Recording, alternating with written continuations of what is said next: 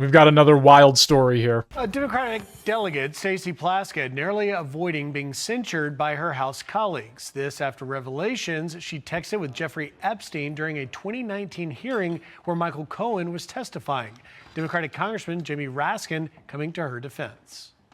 They want to arraign her on some charges based on a newspaper article that she did something lawful. However ill-advised it may have been, she took a phone call from one of her constituents. They want to give them another headline, which is that they've arraigned a Democratic member for taking a phone call from her constituent, Jeffrey Epstein, in the middle of a hearing. And of course, I don't think there's any rule here against taking phone calls in a hearing. House Oversight Committee Chair James Comer joining us now. Congressman, your reaction to all this? Well, I've said many times, Jamie Raskin's full of crap. He's the definition of congressional hypocrisy.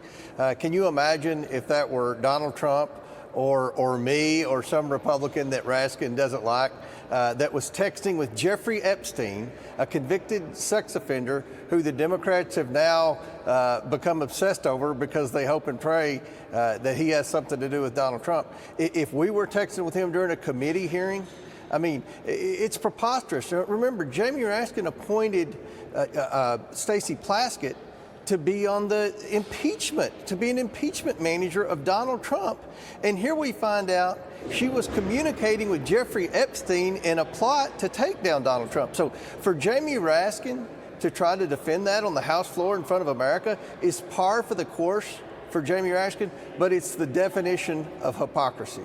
And Mr. Chairman, you were part of that committee when all of this is going on. Delegate Plaskett yesterday defending herself, saying this. Listen.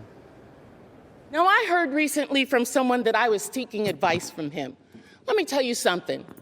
I don't need to get advice on how to question anybody from any individual. I have been a lawyer for 30 years. There she is defending herself, Congressman. Is that satisfactory to you?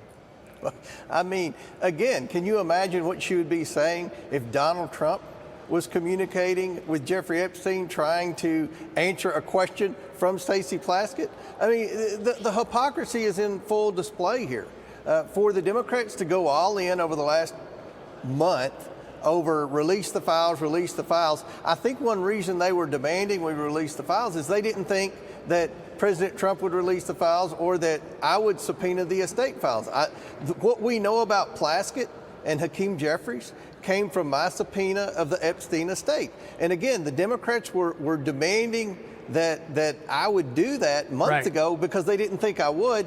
No one knew what was going to be in the documents, and when we get the documents, lo and behold, there's a bunch of liability for Democrats, and I'm glad that the hypocrisy's on full display, and I don't think those answers are satisfactory. Well, Mr. Chairman, I want to get to Minority Leader Jeffries in just a second, but specifically with the Plaskett thing, do you see a mixed message here that Democrats have been demanding for accountability, but when it came to holding one of their own accountable, then all of a sudden they had a lack of interest? Exactly. And look, you know, there's a major player whose name kept popping up in all this new document batch from the Epstein estate, and that's Bill Clinton.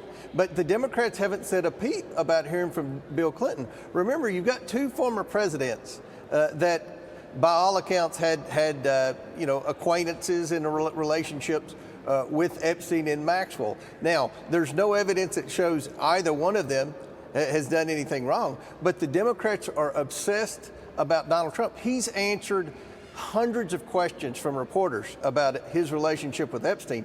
Bill Clinton's never answered a single question. So we're trying to bring Bill Clinton in now, and the Democrats aren't doing a thing to help us. They just want to attack Trump. I don't believe they care about justice for the victims. Their number one priority is to try to hope and pray that there's something damaging about Donald Trump in there. And we'll see if the former President Clinton decides to sit down for a deposition.